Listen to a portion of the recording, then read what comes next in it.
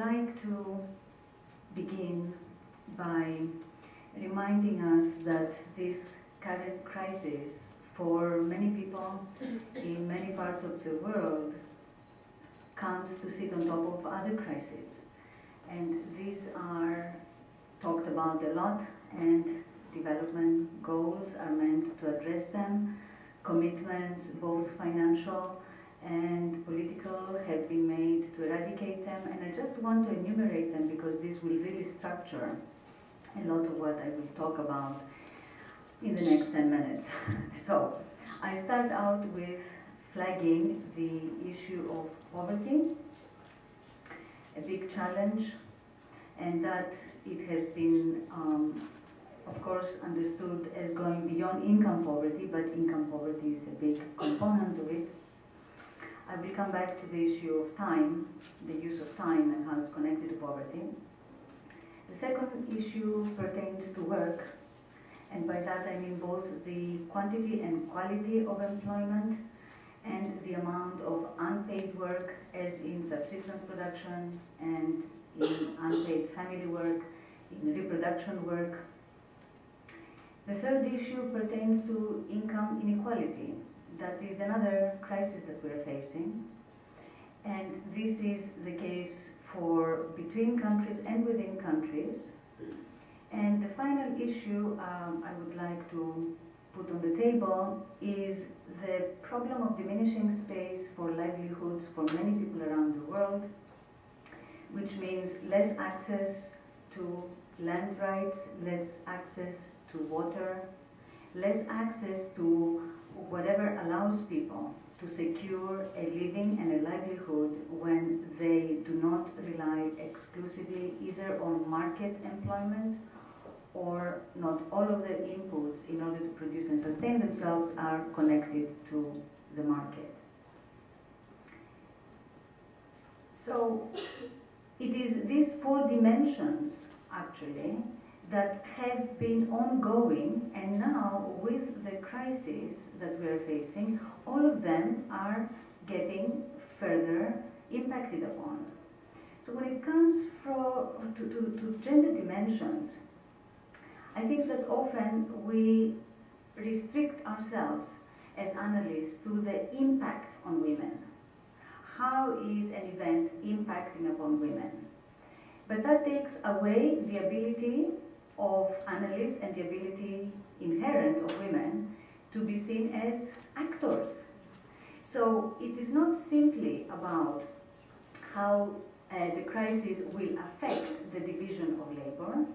It is also what are the conditions under which, what is the agenda that women want to put forward that facilitates and promotes gender equality, gender empowerment, and all of what brings us here today. So to do that, we need to have three issues in mind. One is the general macroeconomic framework. So what are the gender concerns when it comes to the general macroeconomic framework within which now this crisis is supposed to be handled? That's question one. The second question from our perspective is, what are the pre-existing institutional arrangements, and how can we use the opportunities and the challenges that appear now in order to enter policy spaces and to say, look, it is not only during the period of crisis. These are the changes that we need to permanently have there, so that even when crisis, or even when people get into crisis, or particular groups get into crisis, these institutional arrangements exist and they are ready to be activated. The third issue, of course, has to do to the micro level that I was talking about earlier. How do women get affected, and specifically vis-a-vis men? And that depends a lot upon the location people occupy in the world of work. And by the world of work, I don't mean only paid work, but also unpaid work. Anything and everything that one can think of when you look at 24 hours a day, except for the time that we're sleeping, that from a feminist perspective, it has been very strongly argued that is work.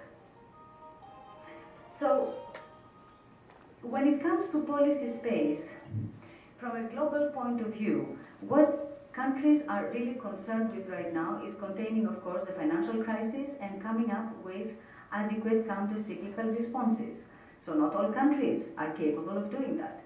The fiscal, monetary, and exchange rate responses that countries can be afforded depends a lot on how they're situated in the global economy. So, to the degree that you do not have that policy space, a question for us, for feminists, is where is that restriction coming from? It is quite possible that the restriction is coming from endogenous endemic dynamics. It is also possible that the second item here, what I call the institutional framework, is imposing particular burdens. So when we think of the IMF right now, one thing that we must understand is that a lot of countries are getting into trouble for no fault of their own. It is not that they have not been improving their external and internal balances. They have been doing exactly what they were told to do.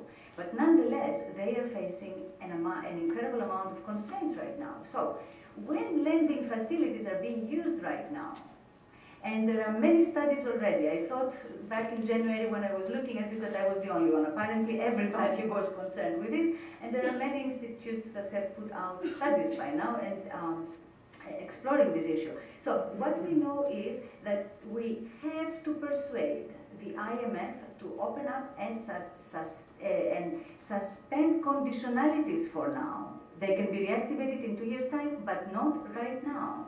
It is barking at the wrong tree, actually, and it is not enabling countries to have appropriate reactions. When it comes to fiscal space in times of crisis, which is, okay, some countries can engage and will engage in counter-cyclical policies, other countries cannot afford to because they cannot spend the money to do it. Well, here, again, we have to ask ourselves, how is this space getting limited? The World Bank has a beautiful four-corner diamond where one can see where the fiscal space exists and how it can be enlarged. But it turns out that for many countries, as they comply with World Trade Organization agreements, space that existed before from, for instance, imposing taxes on their exports, that space has been eliminated, but nothing has replaced it. So when it comes to the most vulnerable countries, the assistance that has been promised, whether it is to meet the MDGs or whether it is to assist with development agendas, must be met. How will developed countries now that have been lagging in the last year before the crisis occurred be able to respond adequately? It's a big question mark. But really, from our perspective, we know that if fiscal spending is to stay even at the levels that existed before, something has to happen in that area, so we have to put effort and advocacy behind that.